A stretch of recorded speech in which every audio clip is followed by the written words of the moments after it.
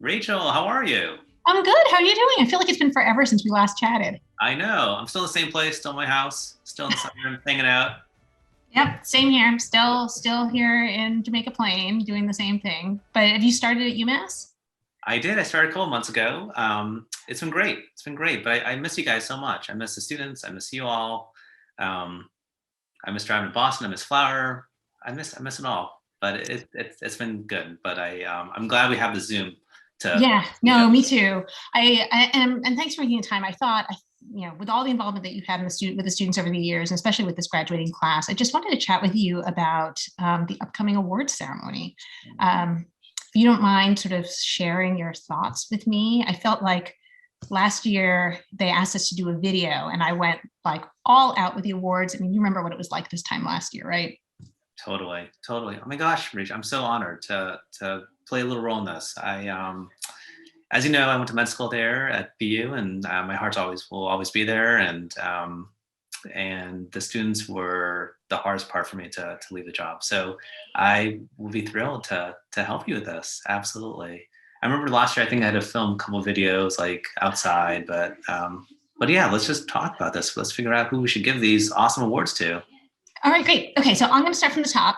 And so this time last year, my kids made me this poster. You remember what it was like this time last year? We were all listening to John Krasinski doing some good news. So we will try and recreate some good news for this year's class, even though it's going to be another sort of Zoom awards and match day. Okay, first one. The first award is the New England Pediatric Society Award. I'm just going to read the description to you. So it's for a student entering pediatrics who, in the opinion of his or her peers and faculty, best exemplifies the qualities one looks for in a pediatrician: a competent, caring, good-humored person with an interest in taking care of children. Wow. I know, it's kind of awesome. Although I feel like I could think of a lot of our students who are graduating who All of them. that description. So I was thinking, let me think about David Silverman for that award. David, I love David. Oh my gosh, I didn't get to know him till he was a rising fourth year, and he unluckily got stuck with me as being his dean. And and I loved him. I love having these conversations with him. We just kind of hit on so many levels, professionally and personally, and he's got the biggest heart. He's doing the right reasons. I totally feel the same way. I just sort of felt like the more I got to know him as a third and fourth year, like he just has like the integrity, the dedication, sort of a holistic approach to his patients, and really kind of like a mature sense of responsibility. And it came across in all of his evaluations from his interns, his residents, his faculty members. And I just felt like he uniquely found this way to put both the social and the emotional needs of his patients at the forefront of everything he does.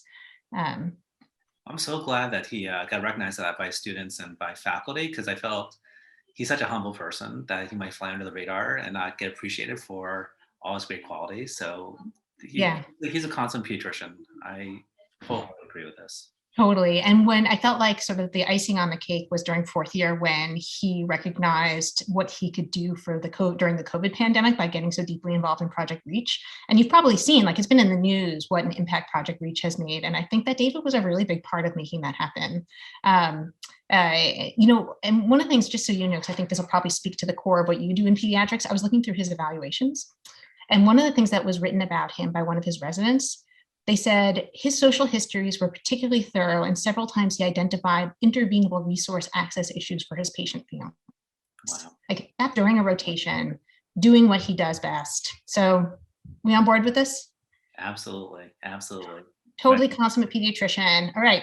So that's easy. So David Silverman, New England Pediatric Society Award winner. Yay. Yay. Okay. All right. You ready for the next one? Yeah, do it. The next one is the Stephen Preblood MD Memorial Award. And the description of this one is that it goes to the student or students who exemplify the competency and outstanding characteristics of Stephen Preblood, who was an acknowledged international authority on rubella, varicella, and mumps, and a leader in the field of childhood disease prevention.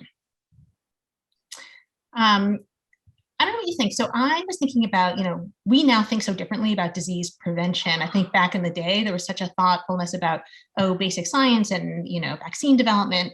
I feel like the BMC mission with disease prevention has a real close lens on sort of the social determinants of health and how that impacts health outcomes and can reshape kids' futures. So with that as sort of the lens, I was thinking of actually dividing the award this year because I couldn't really decide. And I was thinking both about Taylor Fuss and Steve Rogers. Oh, amazing. And I 100% agree with the way you're thinking about this award. Um, the medical school, the Department of Pediatrics has had this long history of social justice and thinking beyond the medical condition to help improve the lives of children and their families. And that's how I started as a medical student and got inspired to do this work that I continue to do. So wholeheartedly agree. Taylor and Steve, oh my gosh, amazing choices. Amazing. And you worked with both of them, right? Yeah, so I'll speak about Taylor first. So I met Taylor my first year when she was in my Being Moral book club. And I was just so impressed by her thoughtfulness, her compassion, her empathy, her ability to kind of listen and be a leader at the same time. And then she worked with me on my on our implementing We Care, our intervention that's now evolved to thrive in the pediatric clinic. And she just worked so hard to help review the data and to be a great team player on that project. And we've kept in touch over the years. Even when I'm in Worcester, we still text each other every now and then. So, but she's incredible. She's incredible, and I can't. Maybe I can ask you to speak more about her clinical acumen and the warmth she brings. But in all the meetings I've ever had with her, I've kind of felt that authentic warmth that kind of she thinks broader about her patients with a humanistic ability to do it, which I think is so hard to kind of marry the two together. Yeah, and it's not just that, but I think she uses a lot of what she did before medical school to inform what she does. She was an educator, and that is such a huge component of what she does and how she's applied that both in her research and the work that she did and in her MPH, and I think in what she does at the bedside. And her evaluations 100% highlight that as being such a strength of hers. And I'm always impressed when somebody can really draw that through line through all their experiences and use what they've done before to make them better at what they're doing now. And I think that she's applied that really gracefully in what she does. She is a first and second year was involved in DREAM, and obviously huge educational intervention there, but as well as meaningful health outcomes. Then she started getting involved with the Teen and Top program, and that became a huge component of her MPH, and really thinking clearly about what programs can we make and change to improve health outcomes.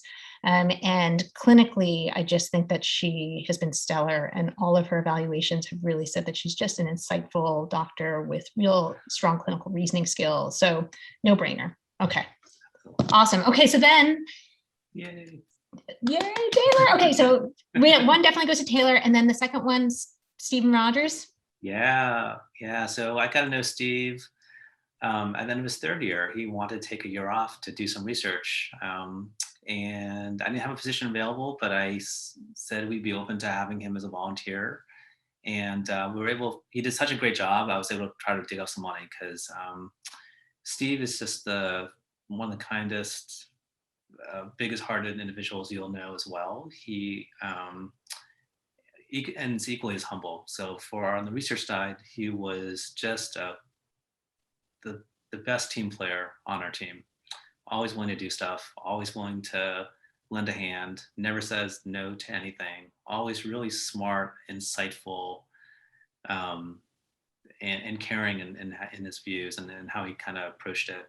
Right before the pandemic hit, he would shadow me in clinic. So, because he was trying to get ready for fourth year, because I never really worked with him that clinically until to those 2 or 3 experiences, and he again brought that warmth and that compassion and that thoughtfulness in our clinical interactions. So he's someone who's really committed to thinking about the broad pictures of children's health and development, and to think about the social determinants and how it influences it. And he's just a really, really special person. And then his work with you, he worked on a project, right, where he was looking at healthcare utilization in kids who got SNAP. And then didn't that get recognized when he submitted that to PAS? Yeah, so he was supposed to give a PS platform presentation last year. And then because of COVID, it unfortunately got cancel the whole meeting. We're so excited about that, but he submitted the manuscript. I think during our time together, he wrote, he was a contributing author on 3 other manuscripts, which is pretty incredible to do it within 1 month time period. He did things related to SNAP. He helped me with the APA well-being survey and the distribution of that to understand academic general pediatricians' stress and burnout rates, as well as with our recur projects. So he was, I made him do a lot of different research projects, but he always did with a smile and always with this really innate curiosity about, like, he didn't do it just to do it. He did it because he was really generally interested in it and he wanted to help others. So amazing. Yeah, I'm always impressed when students who are totally stellar clinically have this ability to also think on a systematic level about not just the individual care that they're providing to one patient, but then thinking broadly about what are the systematic changes, or what are the impacts of policy on outcomes, and are they doing what we think that they should do? And I just think, I will tell you that clinically, he did his Because I would love to hear about that. Was he a good clinician or what? unbelievable. So I will say that my group in the emergency department, like, the evaluations that we give typically are both sparse, like it's like pulling teeth to get our faculty in the ED to write evaluations about students, but also like they are a little parsimonious in their compliments at times. And what just blew me away was that, first of all, everyone who worked with him filled out an evaluation and filled it out quickly, which is testament to how impressed they were by him. And uniformly, he was one of these students who everybody wrote it was like having a seasoned intern working in the emergency department. And I'm biased, but I do think being in the ED can be one of the more challenging sub-internships, because you just don't have time to turn around an oral presentation and to turn around a differential diagnosis and a plan of care, because the speed is what it is. And so to come in, and mind you, he moved into the ED because of COVID. We had to sort of move students around. And so that wasn't even like his choice of sub-I. And he stepped in there and he literally like walked on water. So clinically, I mean, and this was the same as a third year. As a third year, they said it was like having a sub-I. As a sub-I, it was like having a seasoned intern. And so it's just all throughout, he's just really demonstrated that clinically he's outstanding. And it sounds like his approach to patient care on a wide level is impressive too. It's amazing. It's amazing. All right. So Steve, congratulations. Deserving recipient of the Pre-Blood Award. Gosh. Okay, next we have the Pauline Milstein Family Fund Award. And this one has a very short award description. You ready? I'm ready. The student who excels in pediatrics. Oh, that's all.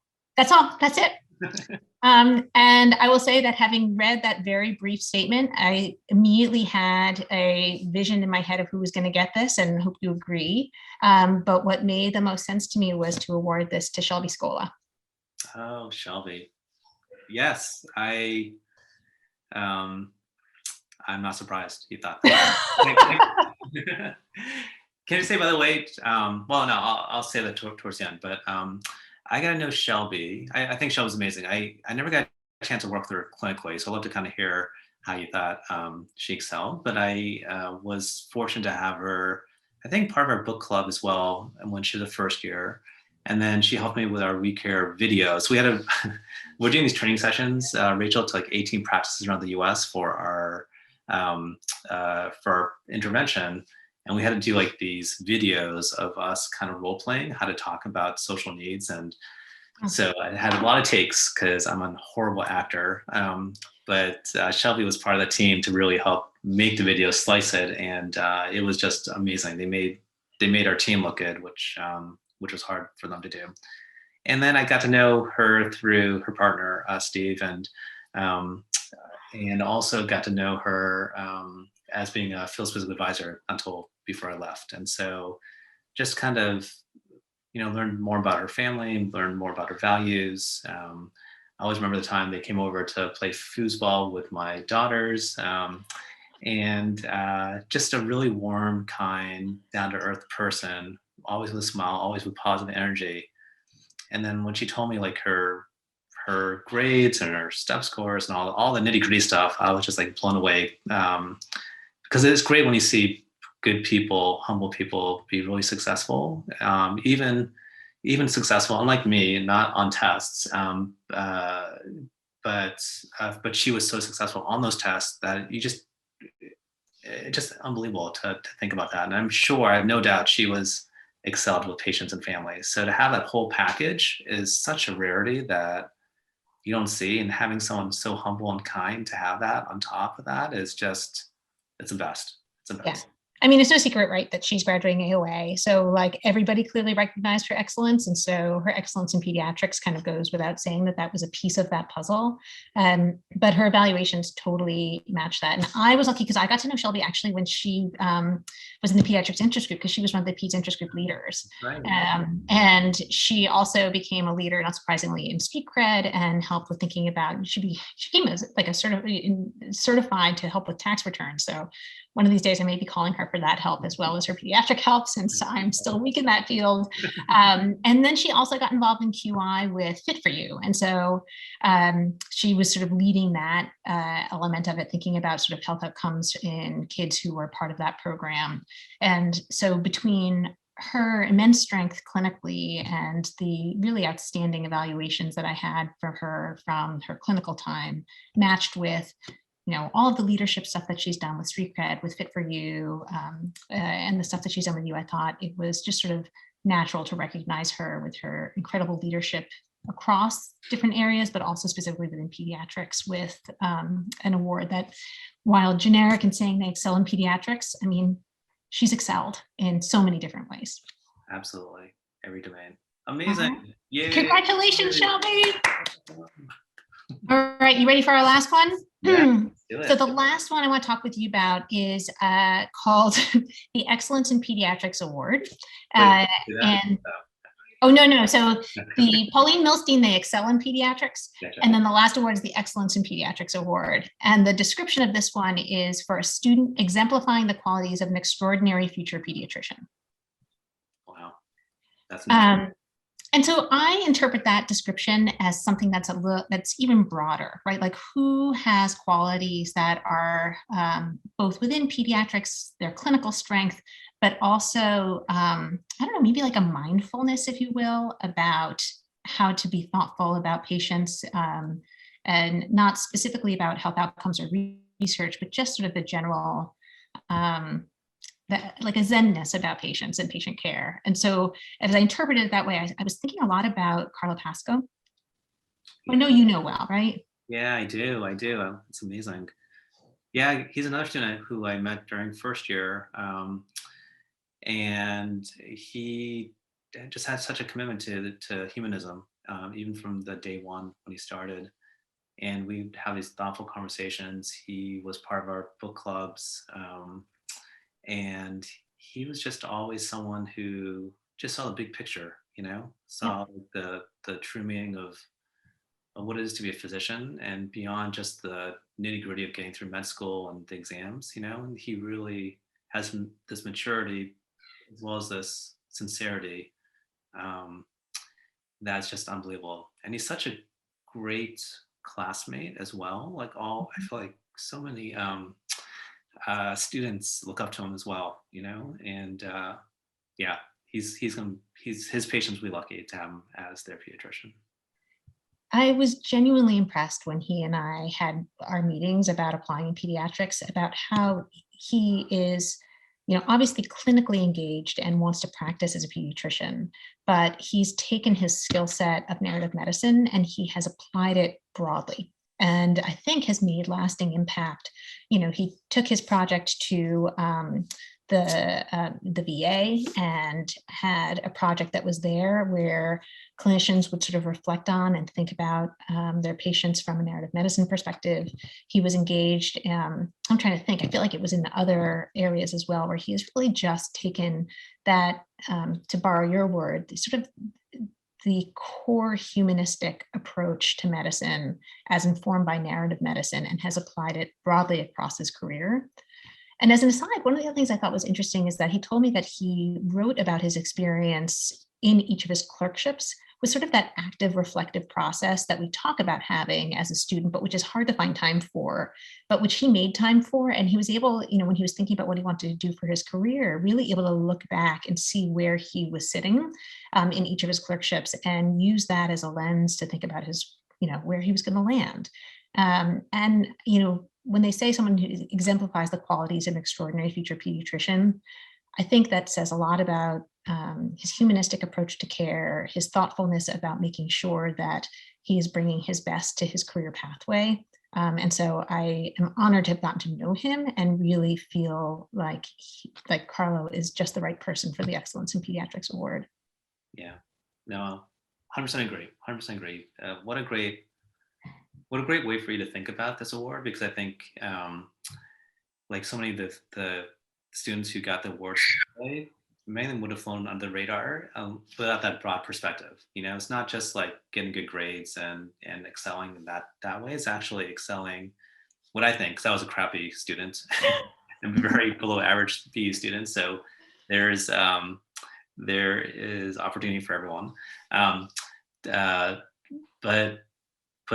what really matters is, being in the exam room, being on the floor with your patient and their family during those tough times, and trying to make their fear and make their pain a little bit better, right? And Carl fits that perfectly, just like all the other students you've chosen for these awards. Yeah, his evaluations are just stellar for peds. I mean, people just speak volumes about how clearly his background informs the way he approaches patients and talks to them, and he brings all of that right to the bedside.